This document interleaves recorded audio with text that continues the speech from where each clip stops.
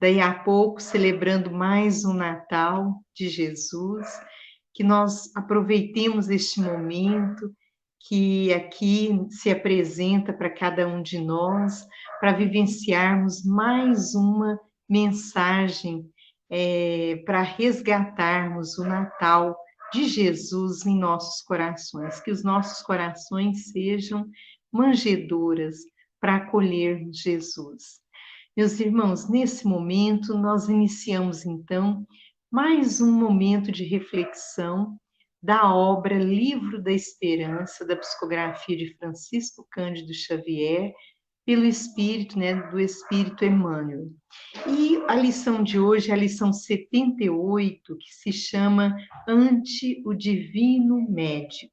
Emmanuel inicia citando para nós uma fala de Jesus que aparece lá em Mateus, no capítulo 9, versículo 12. Não são os que gozam saúde que precisam de médico. Depois ele continua tirando para nós uma referência, trazendo uma referência lá do Evangelho segundo o Espiritismo, capítulo 24, item 12. Jesus se acercava principalmente dos pobres e dos deserdados, porque são os que mais necessitam de consolações, dos cegos dóceis e de boa fé, porque pedem se lhes dê à vista, e não dos orgulhosos que julgam possuir toda a luz e de nada precisar. Na sequência, Emmanuel vem desenvolvendo para a gente essa mensagem, olha, milhões de nós outros, os espíritos encarnados e desencarnados, em serviço na Terra, somos almas enfermas de muitos séculos, carregando débitos e inibições, contraídos em existências passadas ou adquiridos agora. Proclamamos, em palavras sentidas, que Jesus é o nosso divino médico. E basta ligeira reflexão para encontrar no Evangelho a coleção de receitas articuladas por ele com vistas à terapia da alma.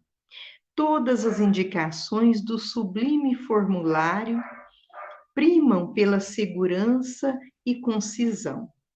Nas perturbações do egoísmo, faze aos outros o que desejas que os outros te façam.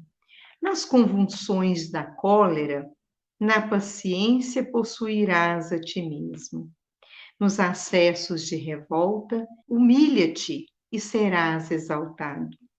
Na paranoia da vaidade, não entrarás no reino do céu sem a simplicidade de uma criança.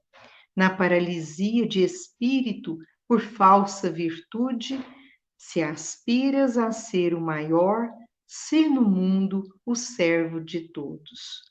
Nos quistos mentais do ódio, ama os teus inimigos.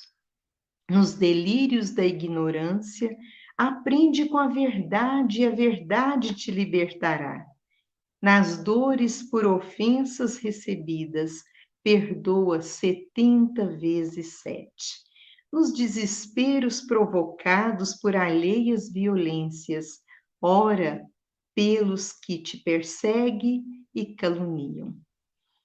Nas crises de incerteza quanto à direção espiritual, se queres vir após mim, nega a ti mesmo, toma a tua cruz e segue-me.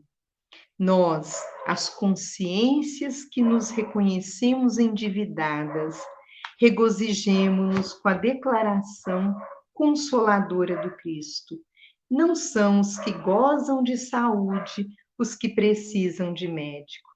Sim, somos espíritos enfermos com ficha especificada nos gabinetes de tratamento instalados nas esferas superiores, dos quais instrutores e benfeitores da vida maior nos acompanham e analisam ações e reações.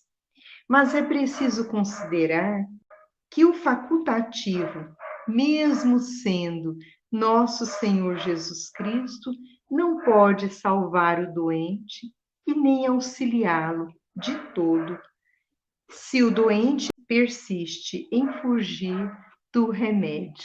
Meus irmãos, que mensagem, né?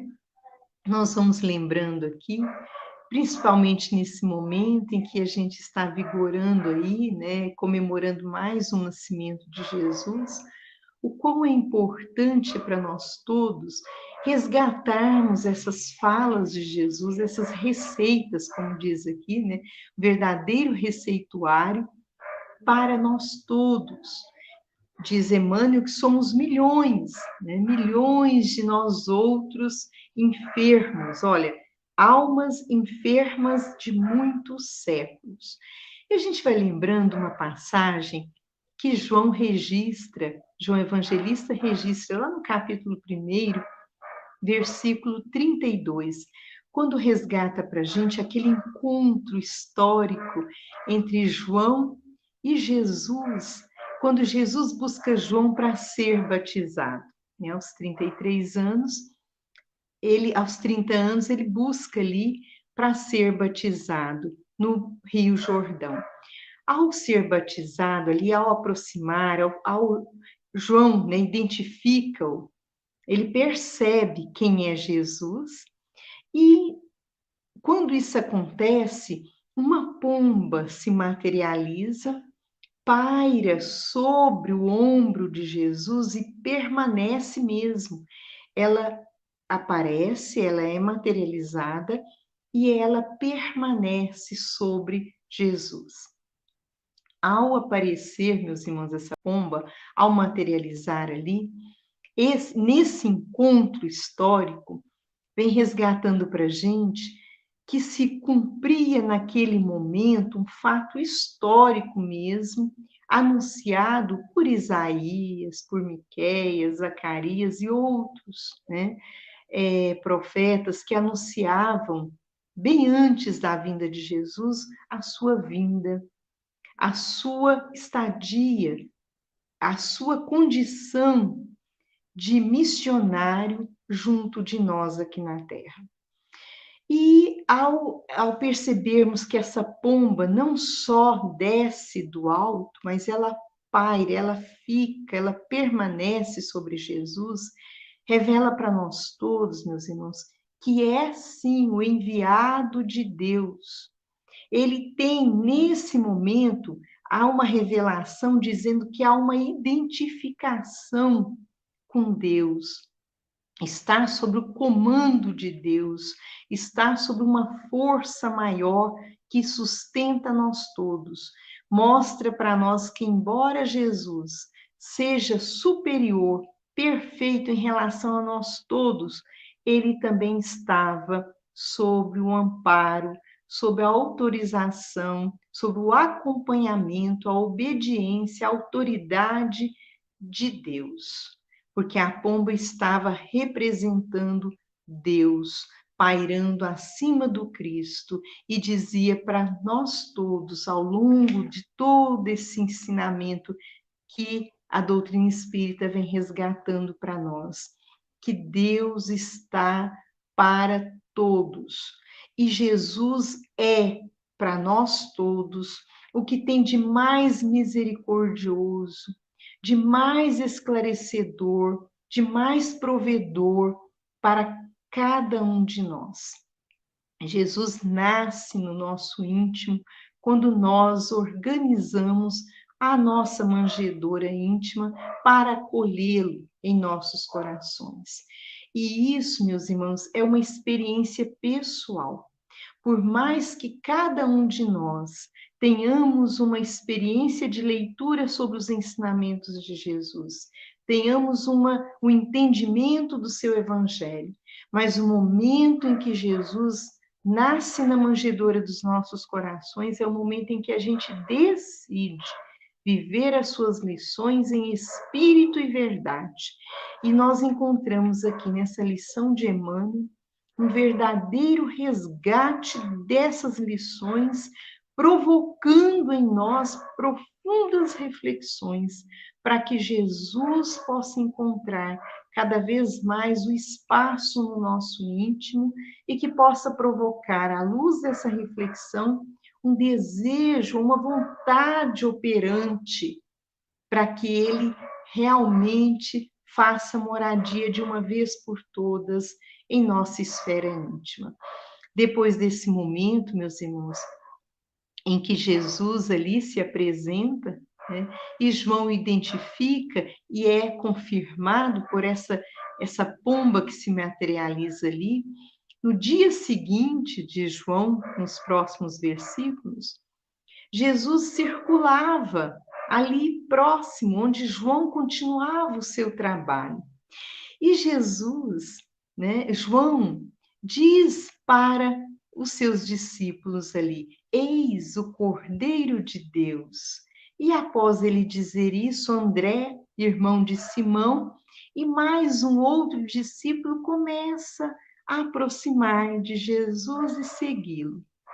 Mas, meus irmãos, esse momento marca também esse encontro de João Batista, porque batizava, e Jesus marca para nós todos uma nova era para a humanidade.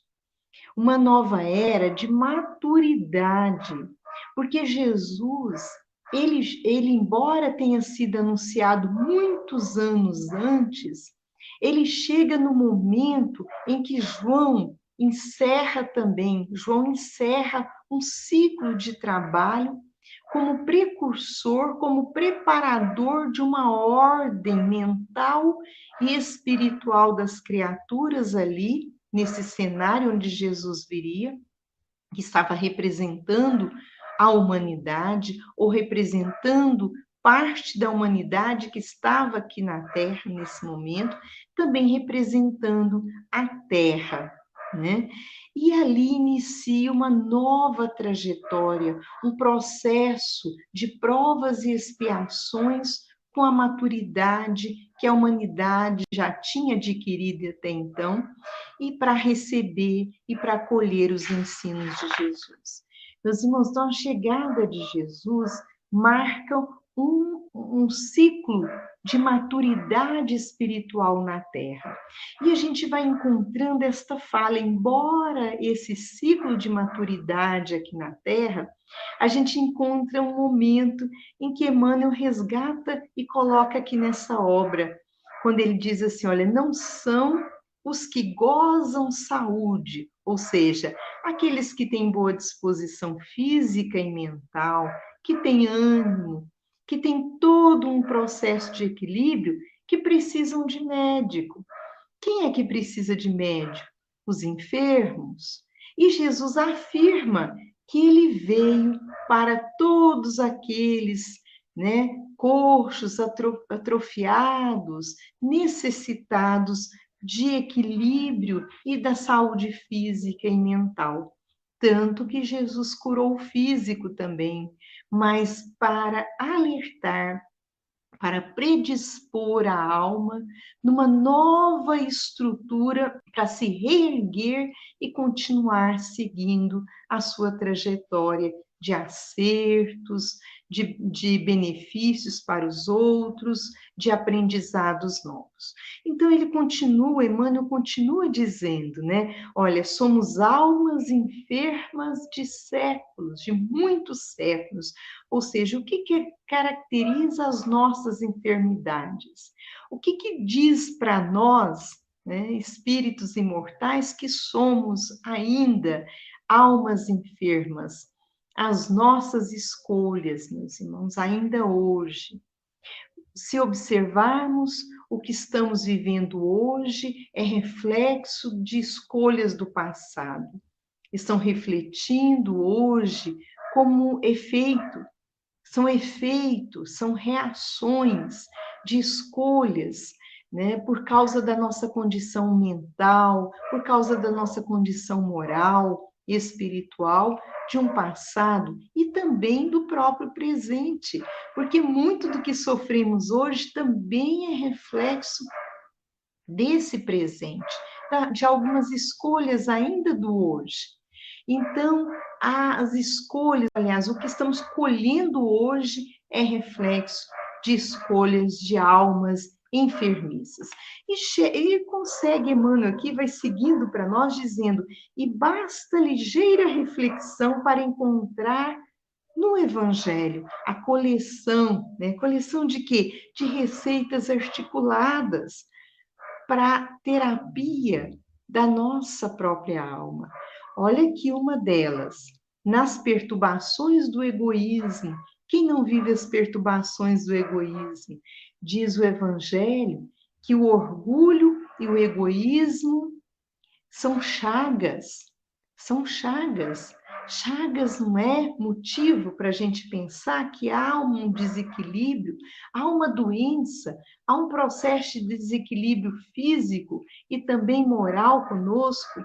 O corpo vai externando as suas chagas físicas porque a alma está doente, a alma precisa de se reequilibrar e que talvez, se não for um processo de enfermidade física, nós não vamos parar para refletir o que é que está precisando ser ajustado em nosso psiquismo, o que é que precisa ser ajustado no nosso processo de busca, de pensamento, de vibração, para que a gente possa instaurar a saúde do corpo. A saúde do corpo depende de uma mente sã, depende de um ajuste, depende de um roteiro organizado, estruturado no bem, para que a gente possa sentir, né, que o corpo também recebe ou reflete esse equilíbrio. E nós vamos encontrando, olha, que para essas perturbações do egoísmo, tem receita. O Divino Mestre recomenda: faze aos outros o que desejas que os outros te façam. Não é isso? Então, se eu quero combater essa doença moral, essa doença chamada egoísmo, eu preciso pensar que se eu faço para o outro aquilo que eu quero receber, eu estou no exercício diário. Ou seja, esse é o medicamento para curar essa alma enferma. É me colocar no lugar do outro, é fazer para o outro aquilo que eu gostaria que o outro fizesse para mim. Porque aí vai dando certo. Aí os resultados vão sendo resultados de mais alegria, de mais satisfação.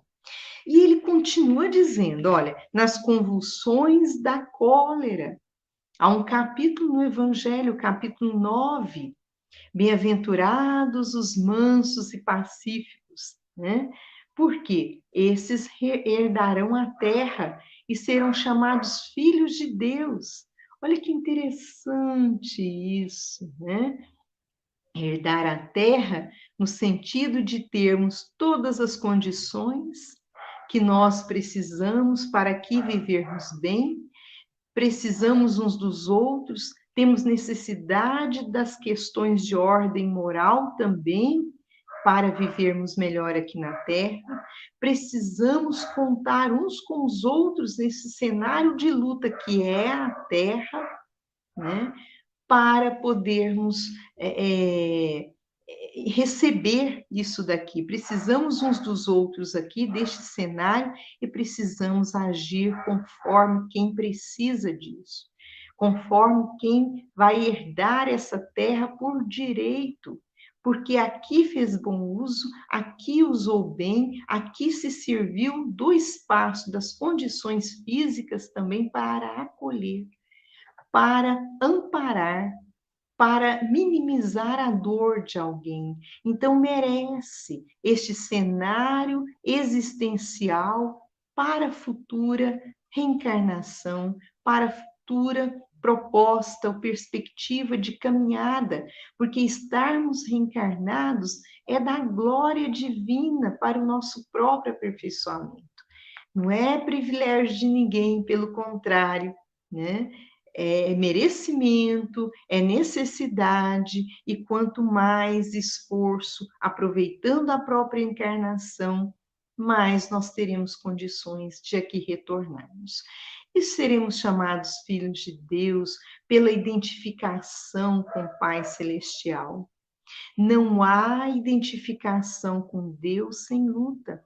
Quando Jesus diz para nós, eu e o Pai somos um, ele está dizendo que houve um progresso, houve uma caminhada histórica, né? Sua caminhada evolutiva foi se dando, houve um processo de construção.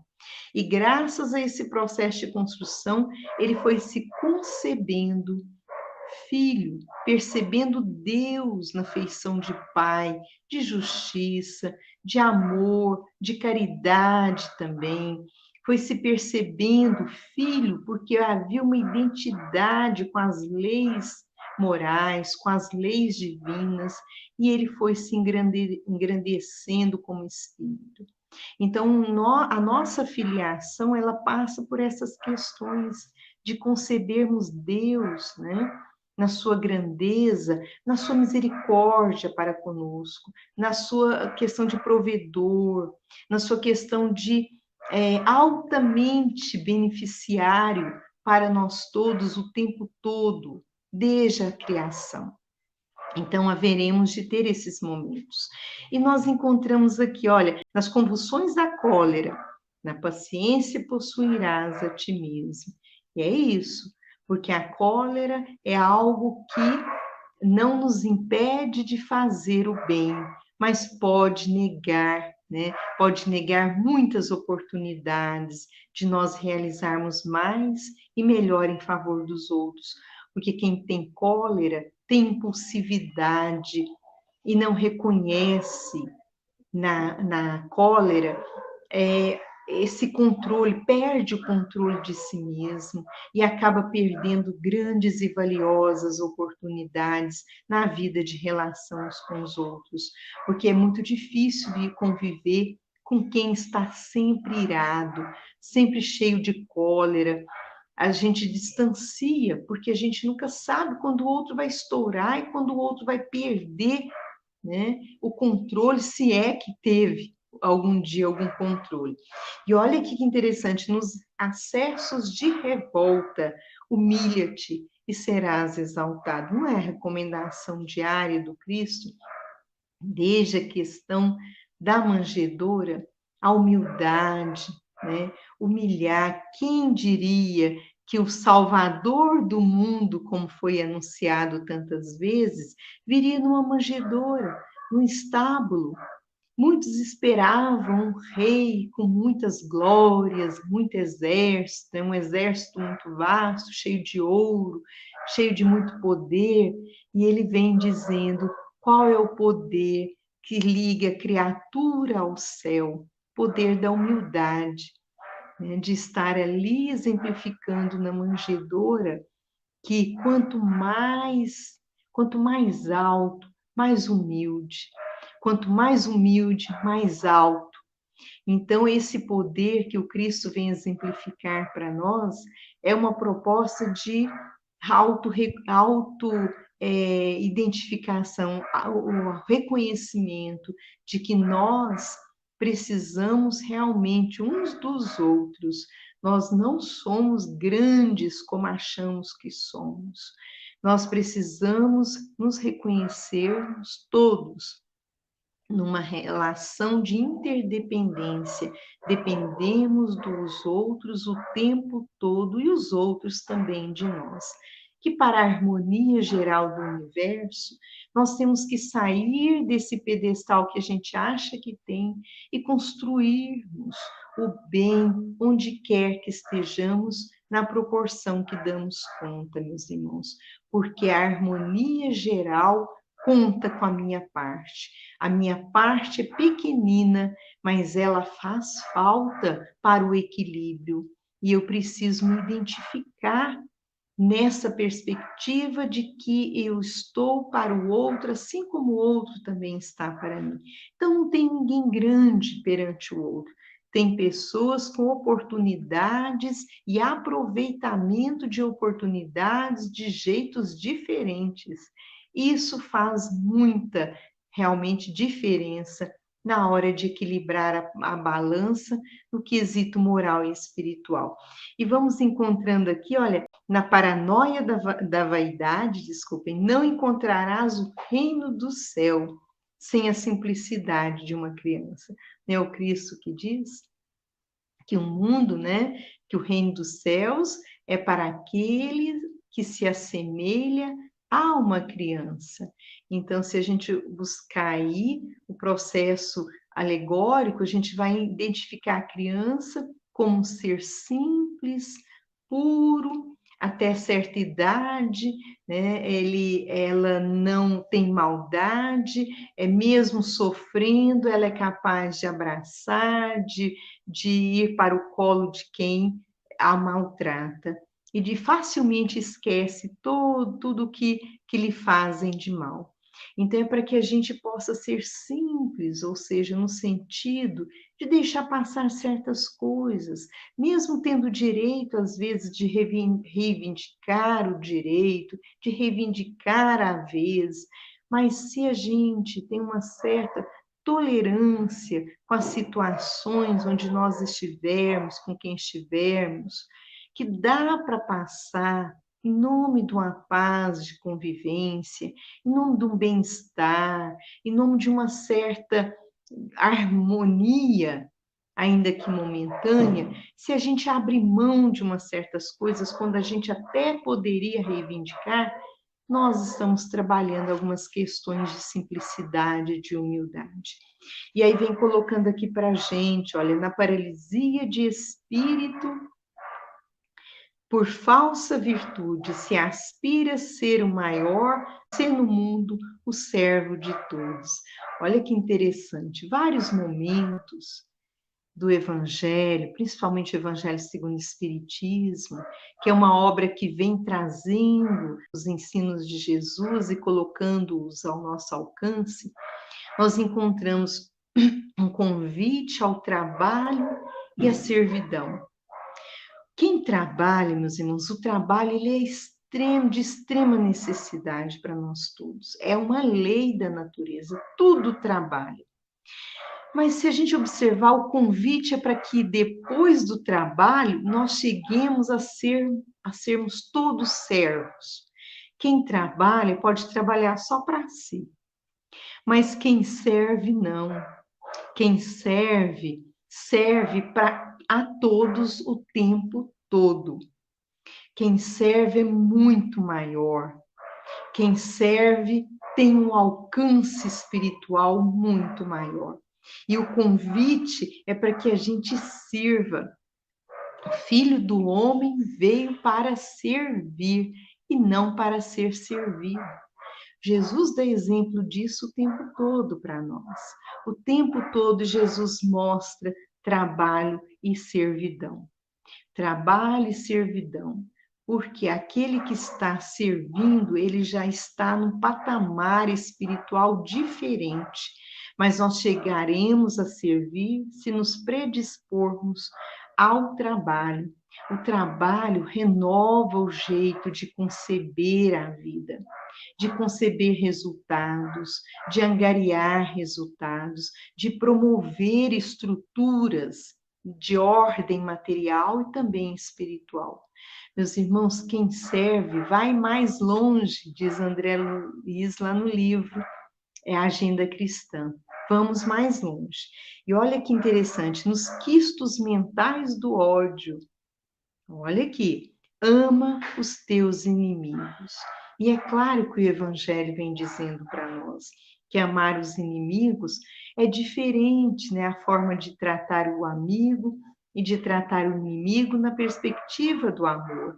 É claro que na atitude de amar o inimigo, nós não vamos mais dar as costas como damos para o amigo, nem mantermos uma verdadeira intimidade, um laço tão afetivo e tão apertado como nós temos para com o amigo. Mas o fato de nós não desejarmos o mal para ele, de nós orarmos em seu favor, de nós não desprezarmos a oportunidade, caso esteja em nossas mãos, de fazer chegar até ele. O fato de nós dispormos a ajuda de que ele tem necessidade, está ao meu alcance, sempre em seu benefício, já nos torna um pouco melhores em relação a esse que se coloca na condição de nossos inimigos. Está dizendo é do nosso lado. Do nosso lado não pode haver nenhuma restrição de aproximação ou de desejo de bem para com esse que nos caluniam e nos perseguem. Da nossa parte, precisa haver uma iniciativa amorosa para que nos desvencilhamos de todo mal. Então, que da nossa parte não há nenhuma forma de negação ao bem para quem quer que seja, independente se esse alguém tem restrições afetivas conosco. E ele ainda prossegue dizendo que nos delírios da ignorância, aprendamos com a verdade nos libertará, ou seja, nos convidando a um exercício real do esforço para ampliarmos a nossa condição mental, o nosso pensamento em relação às coisas que nos cercam, entendendo-as, como elas estão organizadas, como é que elas agem junto conosco, para que servem certas informações, até onde nós podemos ir, até onde eu quero ir. É necessário a gente conhecer as coisas da vida. E a gente conhece as coisas da vida por observação, por experiência, também por estudo, por diálogos, por trocas, permutas de experiências o tempo todo. Isso também é conhecer verdade, é se apropriar também por essas vias do diálogo, da permuta de experiências, das leituras, dos debates, de muitas perspectivas em que a gente vai ampliar as condições mentais, intelectuais, para que a gente possa desenvolver-nos, porque nós somos espíritos imortais e para isso ir ampliando em nós como uma concepção maior, mais libertadora, nós precisamos conhecer cada vez mais. E aqui vem dizendo, olha, que nas dores por ofensas recebidas, perdoa 70 vezes 7. Esse exercício do perdão, né, vale lembrar para nós todos aí, que é indefinidamente, não tem fim, é quantas vezes formos realmente ofendidos. E que nos desesperos provocados pelas alheias violências, olha, alheias violências, ora pelos que te perseguem e caluniam, como já lembramos aqui mesmo. Orar é um convite diário, é uma forma de nos identificarmos com a maior fonte de poder de todo o universo, que é Deus. Então, orar nos permite mudar essa vibração, sairmos dessa sintonia que fazemos com os outros pelo ódio, pela maledicência, pelas intrigas, pelas confusões que armamos também.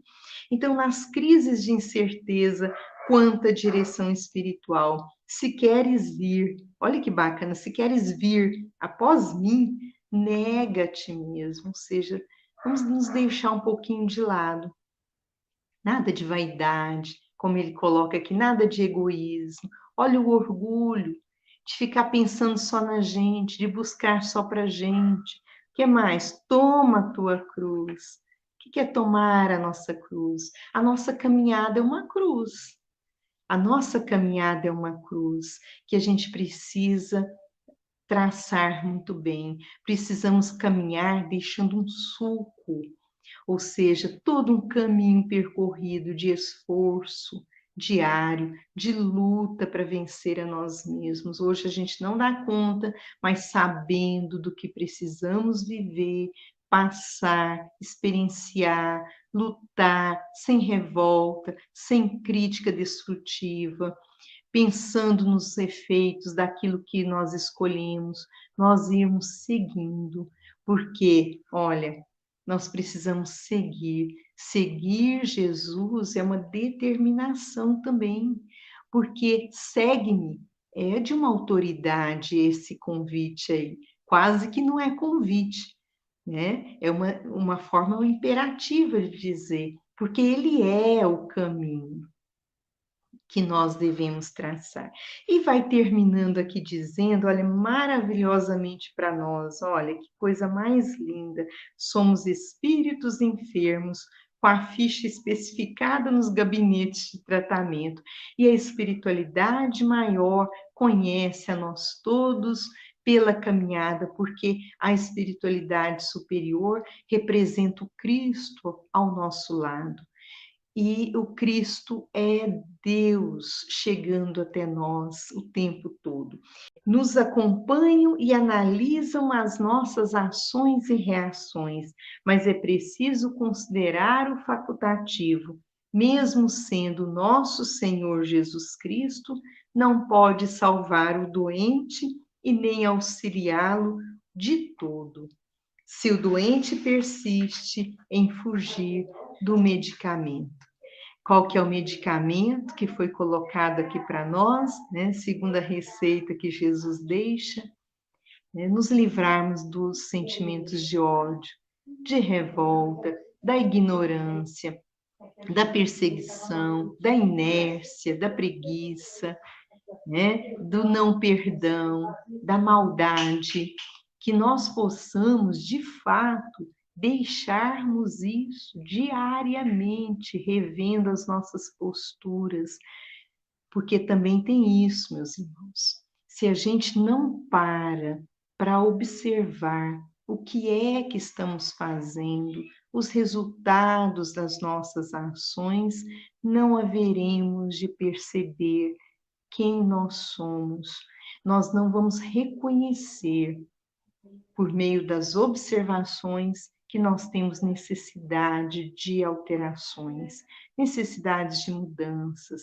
Se nós estamos decidindo, nós colocamos o verbo no gerúndio, porque para muitos de nós ainda talvez não é uma decisão concreta, ainda estamos decidindo, ainda vacilantes e inoperantes, decidindo ainda seguir Jesus. Que nós sejamos firmes para decidirmos de fato seguir Jesus. Assim como André, os primeiros discípulos ali, André e um outro discípulo. E André então pergunta, né, junto com esse outro discípulo, sabendo que Jesus era o Cordeiro após ser anunciado ali pelo João Batista. Ele resolve perguntar e seguir Jesus. Após perguntar assim: onde tu moras? E Jesus diz para ele: vem e verás. E depois de um tempo andando, seguindo Jesus, eles foram realmente e viram onde Jesus morava e continuou seguindo Jesus. E até que por aí, né, a partir desse momento, vem surgindo os novos discípulos, como André, irmão de Simão, vai apresentar Simão para Jesus, ou Jesus para Simão, e aí começa o colégio apostólico a se constituir. Então, nós precisamos identificar mesmo, por meio dessas mensagens, que Jesus está realmente entre nós, meus irmãos. Ele está entre nós por meio dos seus ensinamentos resgatados à luz dessa doutrina espírita. Que neste Natal nós saibamos aproveitar esse momento de resgate, de mais um momento da sua manjedoura, fazermos dos nossos corações a manjedoura que acolhe Jesus para vivermos de forma diferente. Se até hoje vivemos do nosso jeito, vamos pensar, né, nessa receita, a receita que Jesus deixou por meio do Evangelho. Que vivamos essa receita para o nosso próprio equilíbrio, para a nossa própria felicidade. Que Jesus nos abençoe sempre, meus irmãos. Agradecemos muito ao convite que nos foi feito, a sua escuta valiosa. Muito obrigada a vocês. Um grande abraço.